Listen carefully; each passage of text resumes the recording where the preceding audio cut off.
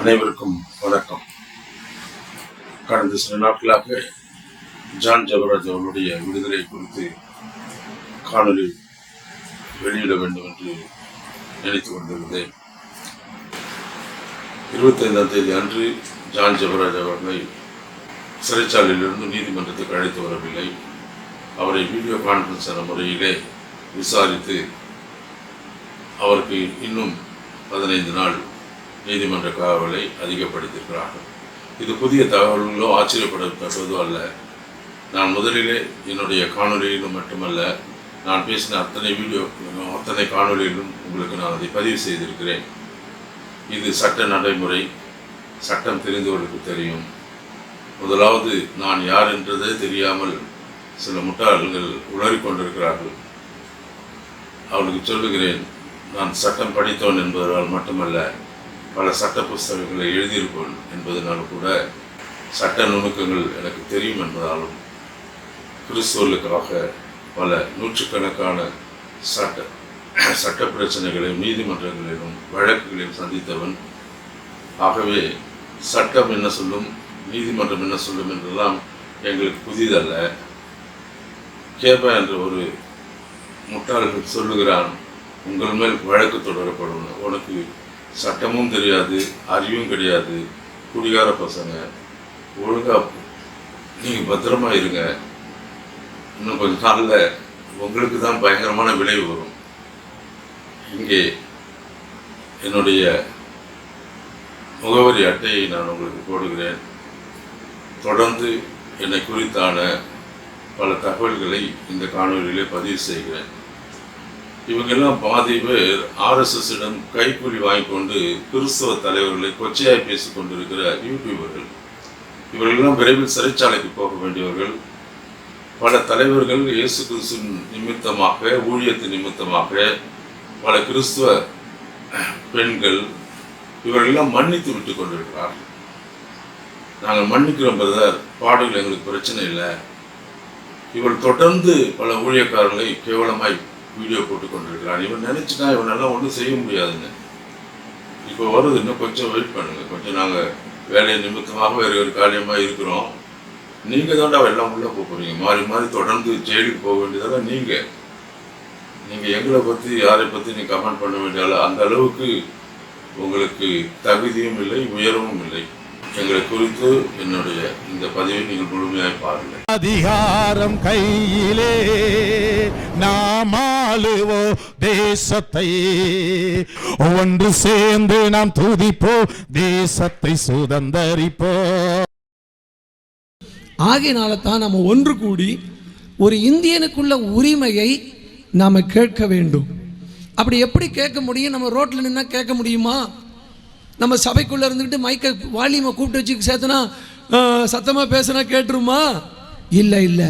நம்ம கண்டிப்பாக அரசியலில் வந்து நமக்கு ஏராளமான இருக்கிற இந்த ஓட்டுகளை நமக்கு எந்த கட்சி நமக்கு யார் ஆதரவாக இருக்காங்களோ அவர்களோடு இணைந்து நம்முடைய மக்களை சட்டசபைக்கும் பார்லிமெண்ட்டுக்கும் அனுப்புவோம்.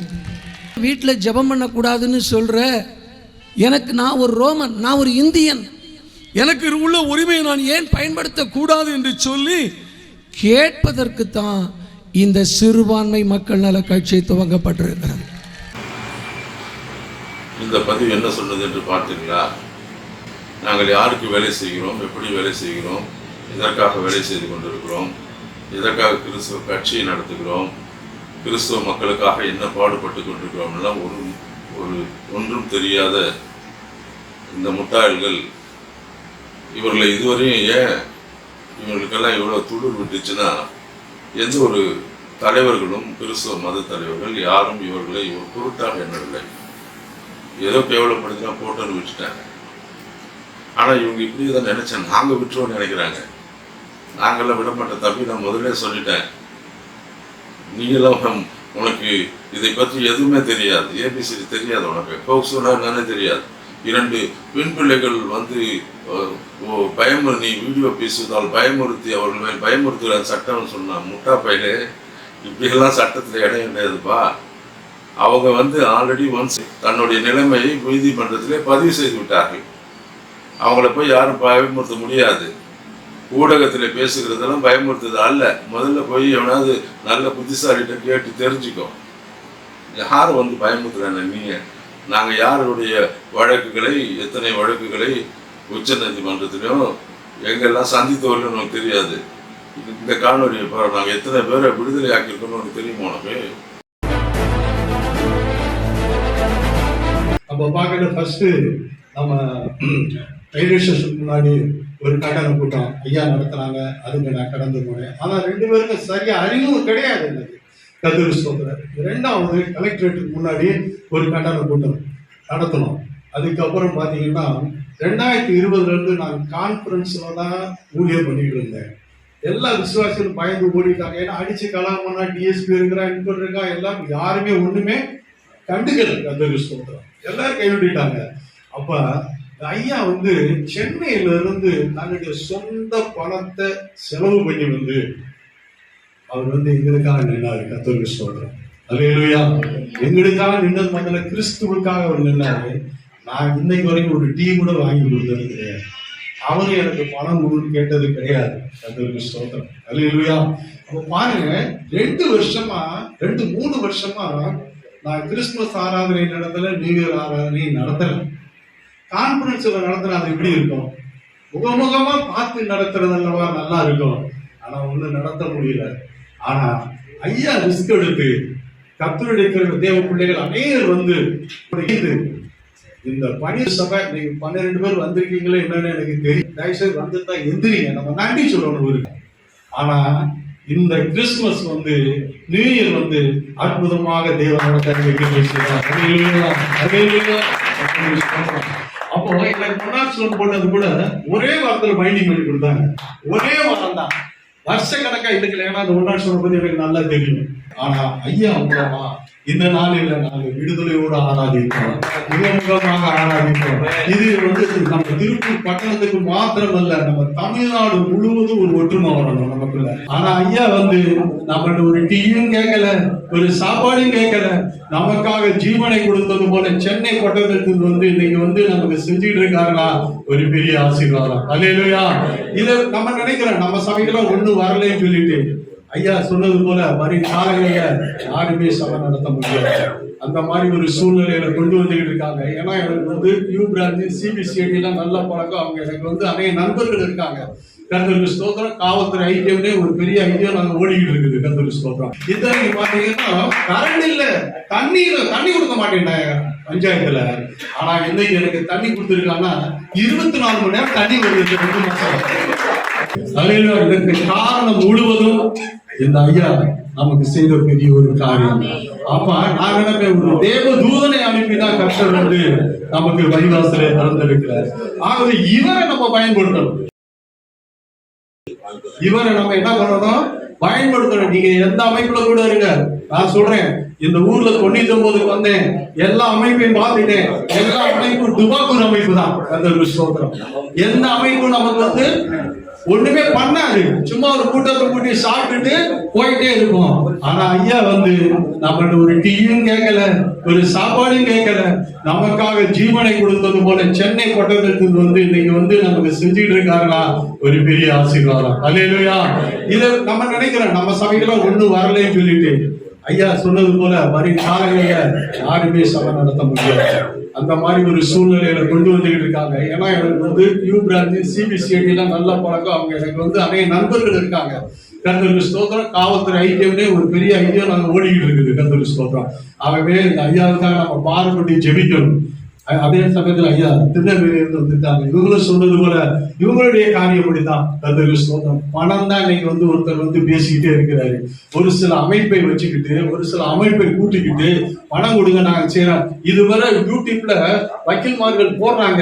எங்களுடைய சபை பெருமானூரை அடுத்த தட்டாங்குட்டை அந்த பகுதியிலே இருக்கிறது. திடீர்னு அந்த ஊர்க்காரங்க பஞ்சாயத்துலையும் அதே சமயத்தில் கலெக்டரேட்லையும் கம்ப்ளைண்ட் கொடுத்து ஆராதனையை நிறுத்தும் போலீஸ்லேருந்து வந்து ஒவ்வொரு வாரம் வந்து நீங்கள் ஆராதனை நடத்தக்கூடாது, பிரேயர் நடத்தக்கூடாது அப்படின்னு சொல்லிட்டு தடை பண்ணி விட்டார்கள். எங்க சபை வந்து பெராக்கா தீர்க்க தரிசன சபை. ஆனா கர்த்தர் கரெக்டா ஐயா அவர்கள் அந்த கவன ஈர்ப்பு தீர்மானம் ஆர்ப்பாட்டம் அதை கலெக்டரேட்ல செய்யற போது அதோடு கூட இணைந்து கொள்ள மகள் அவங்களும் ஐயாட்ட எங்களுடைய விவரங்களை சொல்லி எங்களுடைய சபையினுடைய பெயர்களையும் அந்த லிஸ்ட்ல இணைச்சாங்க. அந்த ஆர்ப்பாட்டத்துல நாங்களும் சபையிலிருந்து மக்களும் கலந்து கொண்டோம். அந்த சமயத்துல ஐயாவோடு பேசின ரொம்ப கனிவோடும் அன்போடும் அவங்க எங்களோட பேசினாங்க, பழகினாங்க. ஆகவே அதை தொடர்ந்து கர்த்தர் அற்புதமா இந்த காரியத்தை வெற்றியாய் மாற்றி தந்தார். ஆகவே எல்லா மகிமையும் அவரை அழைத்த அவரை பயன்படுத்தி கொண்டிருக்கிற தேவாதி தேவனுக்கு முதலாவதாகவும் அவருடைய அன்பு பிரயாசத்தை நான் சாதாரணமா சொல்ல முடியாது. அது இங்க பூமியில அங்கேயும் சரி இங்கேயும் நடக்க வேண்டியது நடந்தாகணும். அப்பதான் வந்து ஏதோ ஒண்ணு கம்ப்ளீட் ஆகும். ஆகவே பூமியில் இருந்து நான் பூமியில உங்களுடைய நாமத்தை மகிமைப்படுத்தினேன் அப்படின்னு ஆண்டவர் சொன்னார் அல்லவா?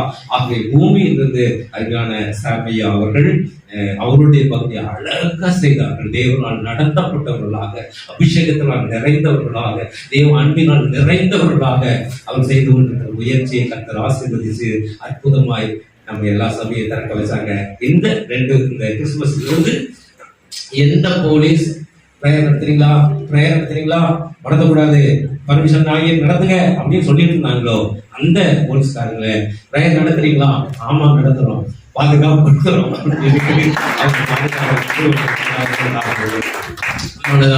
நான் கர்த்தரை மகிமைப்படுத்தி அவருக்கு நன்றி சொல்கிறேன். என் பேர் உமாராணி, ஏலோகம் ஜெப வீடு பாஸ்டமாவாக இருக்கேன்.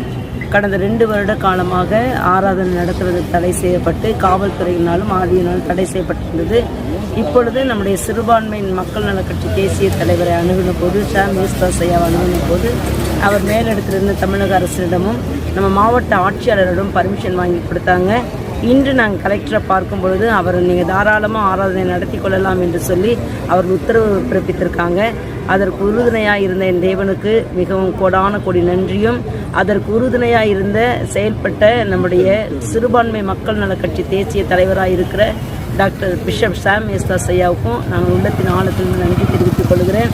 இதற்கு உதவி செய்த நம்முடைய காவல்துறைக்கும், நம்முடைய வருவாய்த்துறைக்கும், நம்முடைய தமிழக அரசுக்கும் இயேசுவின் நாமத்தில் வாழ்த்துக்களை தெரிவித்துக் கொள்கிறேன். அவர்களை மகிமை உண்டாவதாக. கடந்த 2 வருடங்களாய் மூடியிருந்த திருச்சபையை சாம் யூஸ்தாஸ் கிறிஸ்துவ நல மக்கள் கட்சி மூலமாக நடத்தும்படி அந்த ஐயா மாவட்ட கலெக்டர் மட்டும் காவல்துறையில் அனுமதி எடுத்து நீங்கள் நடத்துங்க சொன்னார்.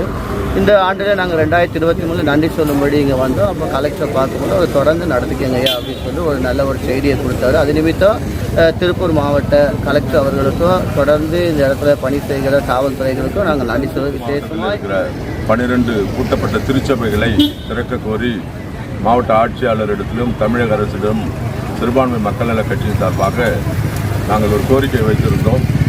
அதன்படி தமிழக அரசு கடந்த நாட்களிலே கிறிஸ்மஸ் நியூ இயர் ஆராதனை நடத்தும்படியாக 12 பூட்டப்பட்ட திருச்சபைகளை திறப்பதற்காக அனுமதி அளித்திருந்தது. அதன்படி எல்லா திருச்சபைகளும் அமைதியாக நாங்கள் ஆராதனை நடத்தி கிறிஸ்மஸ் அந்த புத்தாண்டு வருட ஆராதனையை சிறப்பாக நடத்த தேவன் எங்களுக்கு உதவி செய்தார்.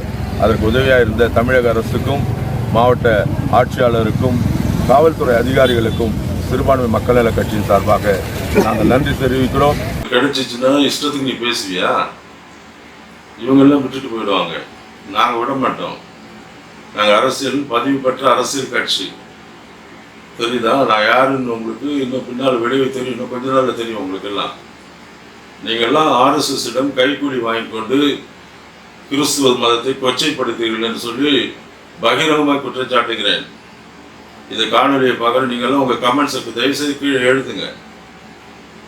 நீங்கள்லாம் இவனுக்கெல்லாம் எதிரே எழுதுங்க. இவங்களெல்லாம் எப்படி ஒழிக்கணும்னு அடுத்து நாங்கள் திட்டமிடுவோம். பல தலைவர்கள் என்னிடத்துல வந்து எத்தனையோ முறை சொல்லியிருக்கிறார்.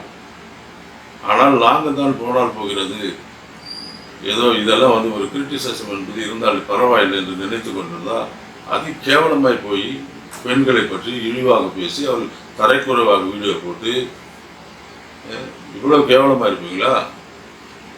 உங்களை பற்றி உன் மனைவி உன் பிள்ளைகளை பற்றி வீடியோ போட்டு சும்மா இருப்பீங்களா? திருட்டு பசங்களை வரும். அது அடுத்து வருவோம் உங்களுக்கு தொடர்ந்து. அடுத்து ஒவ்வொரு காணொலி மட்டும் நாங்கள் ஏதோ இன்னும் சாம் யேசுதாஸை நாங்கள் அப்படி செய்து விடுவோம் இப்படி செய்து விடுவோம், ஒன்றால் செய்ய முடியாது. நாங்கள் அரசியலில் யாரெல்லாம் ஜெயலலிதா போல ஆட்களோடு மோதி பார்த்தவர்கள். மதமாற்ற தடை சட்டத்திலே என்னுடைய பங்கு என்ன என்பதை ஒரு 2-3 ஃபோட்டோஸ் இப்போ போடுறேன் பாருங்கள்.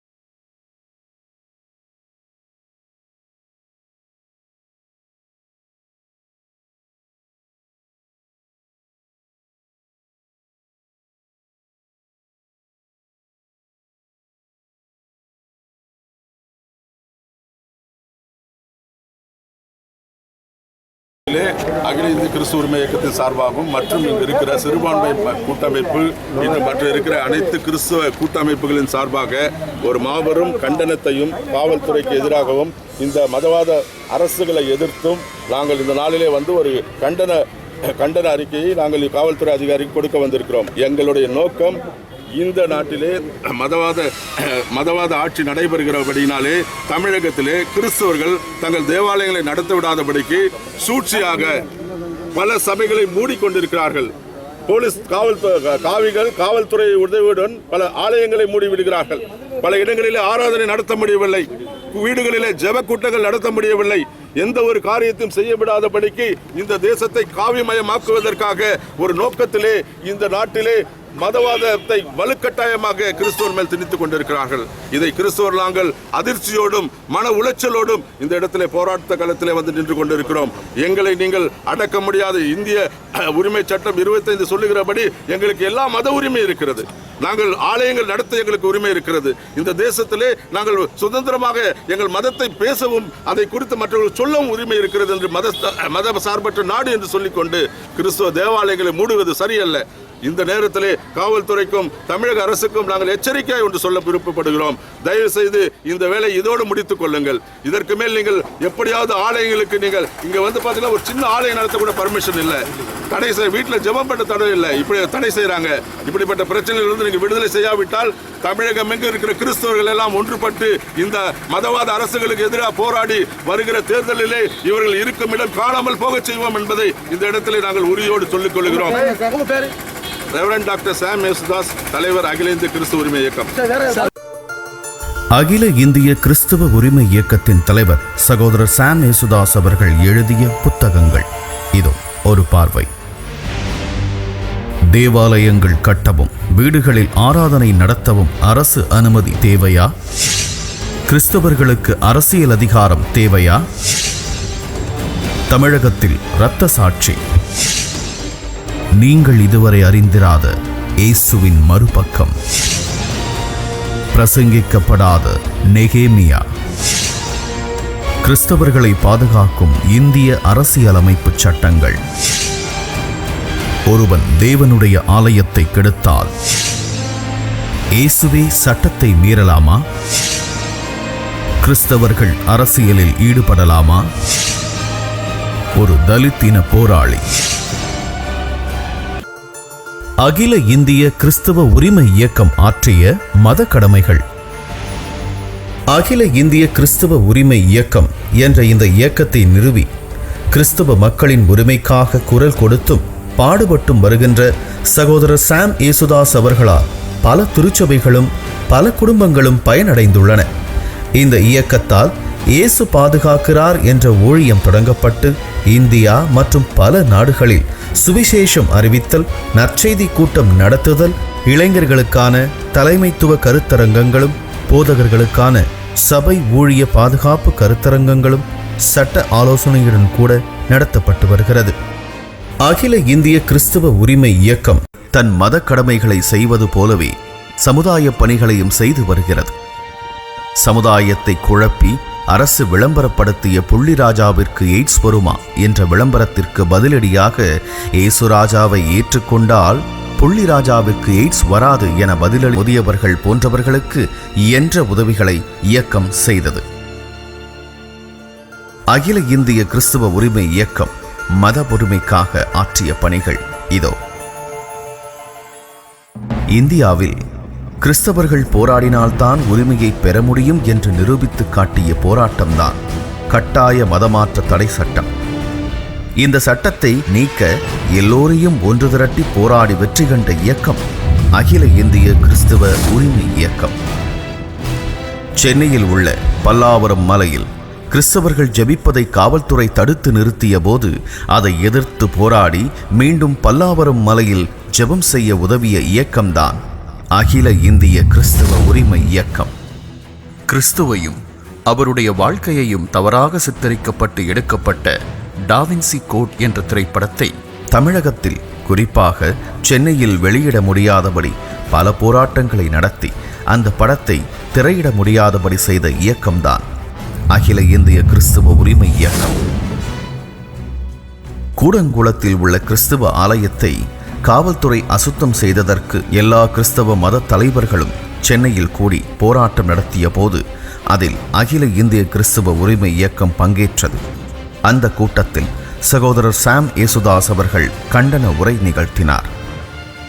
நாகல்கேணி பாஸ்டர் சைபாக்ஸ் திருச்சபையில் இந்து முன்னணி விக்கிரகங்களை வைத்து பிரச்சனை செய்தபோது அதை எதிர்த்து போதகருக்கும் சபைக்கும் பாதுகாப்பாக செயல்பட்டு காவல்துறையினருடன் பேசி இந்து முன்னணியை எதிர்த்து பிரச்சனைக்கு தீர்வு கண்டு சபையை தொடர்ந்து நடத்திய இயக்கம் அகில இந்திய கிறிஸ்தவ உரிமை இயக்கம்.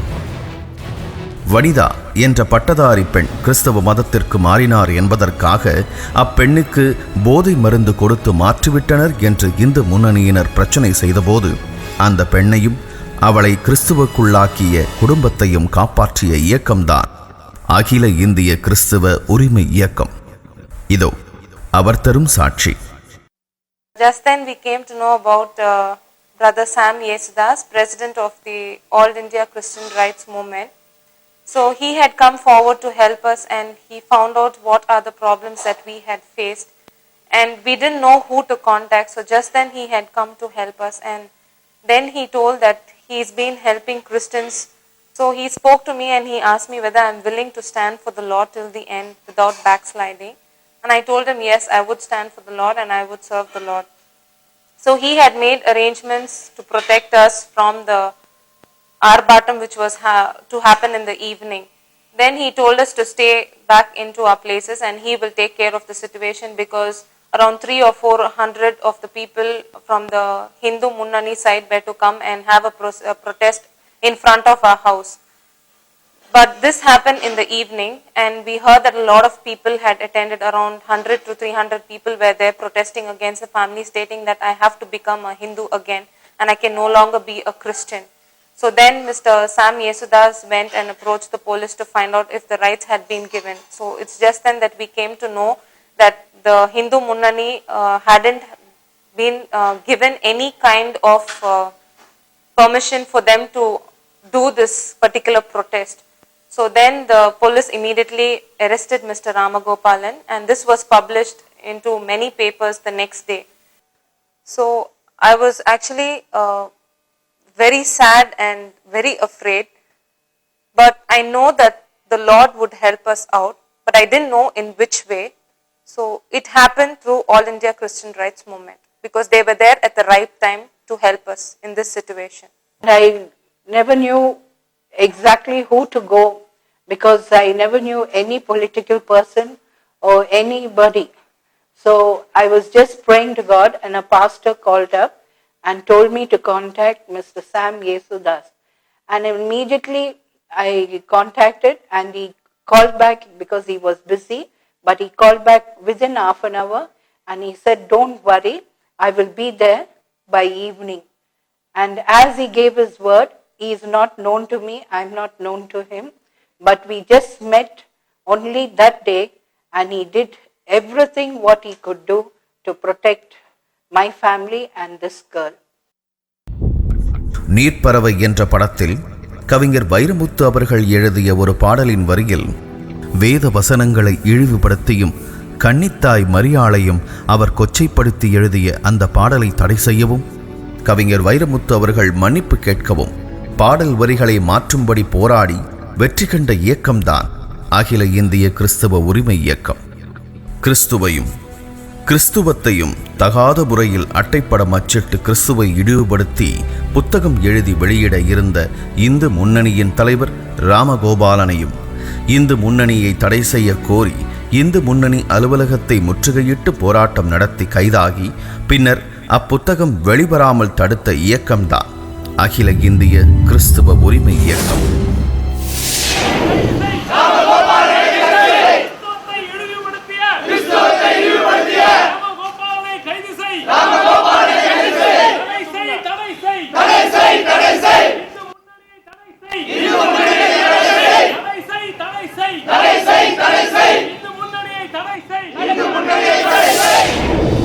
தமிழகத்தில் சுமார் 50,000 குடும்பங்களும் சுமார் 500க்கும் மேற்பட்ட சபை போதகர்களும் பாதிக்கப்பட்டு பலர் தங்கள் சபைகளை நடத்த முடியாமல் தலைமறைவு வாழ்க்கை வாழச் செய்த மாபெரும் மோசடி மன்னன் ஜான் பிரபாகரன் ஹிம் ட்ரஸ்டின் சதிவலையில் சிக்கி சுமார் 100 கோடிக்கு மேல் ஏமாந்த திருச்சபை போதகர்களை பாதுகாத்து அவர்களுக்காக போராடி திருச்சபையையும் ஊழியத்தையும் குடும்பங்களையும் காப்பாற்றிய இயக்கம்தான் அகில இந்திய கிறிஸ்தவ உரிமை இயக்கம்.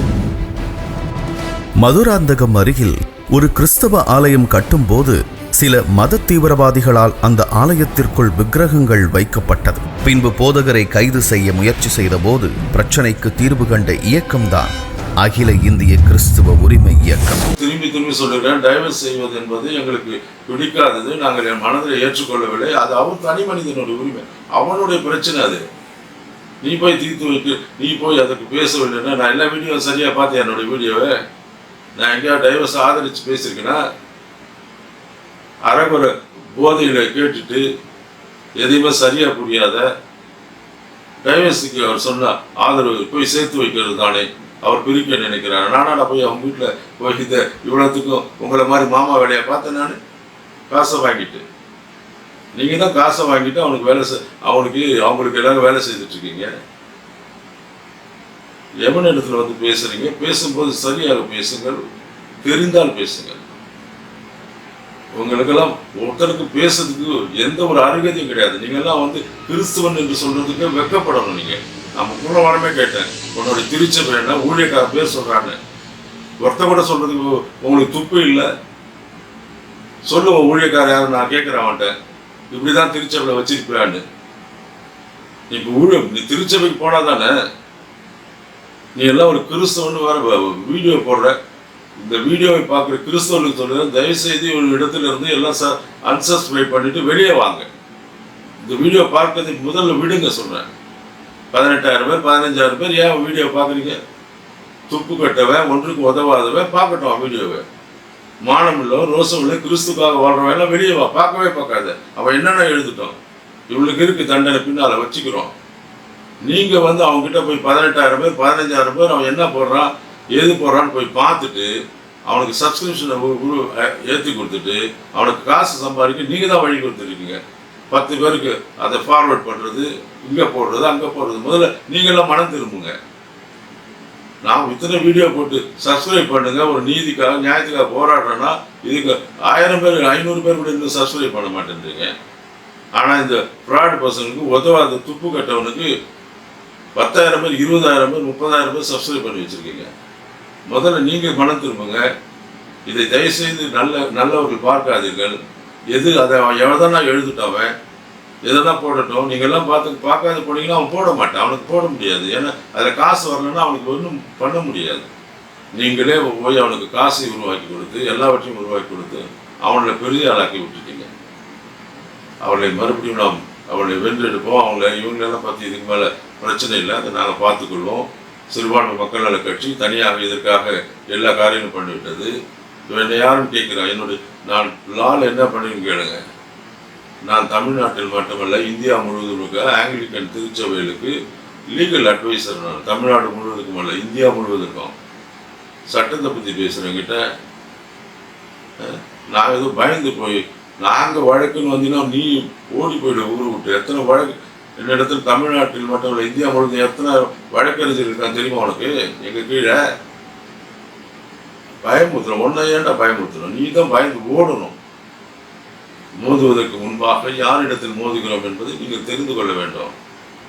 சும்மா நான் போய் உங்களை மாதிரி சின்ன அதை சொல்லுவாங்க, தகுதியற்றவர்களோட பேசக்கூடாது, மோதக்கூடாது. அந்த தகுதியில் வச்சுருக்கவங்களெல்லாம் நாங்கள் போராடியவர்கள்.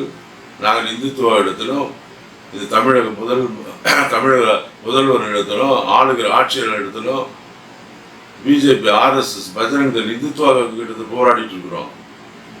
உன்ன மாதிரி தெரு பொறுக்கிகள் இடத்தில் போராடுகிறது எங்களுக்கு வேலை இல்லை. ஆனால் நீங்கள் வாழாட்டினா சுத்தமாக வாழை ஒட்டு நறுக்கிடுவோம். நாங்கள் மற்ற ஆட்களை போய் விட்டுட்டு போயிட மாட்டோம். முதலாவது கலை இங்கிருந்து நம்ம வீட்டில் தான் சுத்தம் பண்ணணும்னா நம்ம வீட்டை சுத்தம் பண்ணிடுவோம். நாங்கள் இன்னைக்கு பல பெரிய பெரிய போதகர்கள் எல்லாம் தன்னுடைய கடவுள் மன்னிச்சுடுவாரு, மன்னிக்கூட்டுன்னு விட்டு வச்சிருக்காங்க. உங்களை அவங்க மன்னிச்சுடுவாங்க, விட்டு வச்சா மேலே மேலே ஏறி ஏறி மிதிப்பீங்களா? நீங்கள் காலம் உங்களுக்கு நெருங்கி விட்டது. ஆகவே ஜான் ஜெபராஜ் மேட்டர் என்பது இப்பொழுது நான் முதல்ல சொல்லியிருக்கேன், 2-3 வீடியோக்களை சொல்லியிருக்கேன். அவருக்கு முதல்ல அவருக்கு எப்பயுமே பிணை தரமாட்டார்கள். இப்பொழுது வெக்கேஷன் கோர்ட்டு, இப்போது டெய்லி கோர்ட்டு வேலை செய்யாது, விடுமுறை கோர்ட்டு என்பதனாலே ஒரு நாளைக்கு ஒரு மணி நேரம் வேலை செய்வார்கள். ஆகவே இப்போது மறுபடியும் உச்ச நீதிமன்றத்திலேயோ வேறு சிறப்பு நீதிமன்றத்திலேயோ மறுபடியும் அந்த 2-3 நாட்களுக்கு பிறகு இதை மறுபடியும் அந்த கேஸு மறுபடியும் அவருக்கு பிணைக்காக கேட்பார். இந்த முறை 100% அது கிடைக்கும். இன்னும் ஒரு வாரத்துக்குள்ளாக, எவ்வளவு சீக்கிரத்துக்குள்ளாக அவர் வெளிவருவார், வந்துடுவார். அவருக்கு இதுக்கு மேலே நாட் கிடையாது, கவுண்டிங் கிடையாது. நீங்கள் நினைக்கிற வாரம் அடுத்த 15 நாட்கள் இருக்க வேண்டிய அவசியம் இல்லை. 2 நாட்களோ 3 நாட்களோ 5 நாட்களிலோ அடுத்து ஒரு நல்ல நீதிபதி அமரும் போது இந்த கேஸை எடுத்து விசாரிக்கும் போது பிணை கொடுக்கப்படும். அவர் பிணை கொடுக்க முடியாத அளவுக்கு ஒன்றும் பெரிய குற்றம் அதை செய்யலாங்க, எங்களுக்கு தெரியும். அவருக்கு சூழ்நிலை என்ன, இது விடுமுறை காலம், கோர்ட் விடுமுறை, இவர் ஜட்ஜஸ் இல்லை, அதால் அவருக்கு சூழ்நிலை பாதகமாய் போய்விட்டதால் எக்ஸ்டென்ஷன் வந்துட்டது. இது உடனே முடிந்துவிடும், அது சீக்கிரத்தில் முடிந்துவிடும். ஆகவே அவர் விரைவில் வெளிவருவார். வெளிவந்து மறுபடியும் தங்கள் பயணத்தோட சொல்லுங்க. அடுத்த மாதம் 18ஆம் தேதி கான்சர்ட் நடக்குமான்னு. நடக்கும்டா, நிச்சயமா வந்து பாரு, கண்டிப்பா நடக்கும். இனி தூங்காதடா சின்ன பொறியே பெருமானலாகுமே, சிங்க இனமே எழுமே,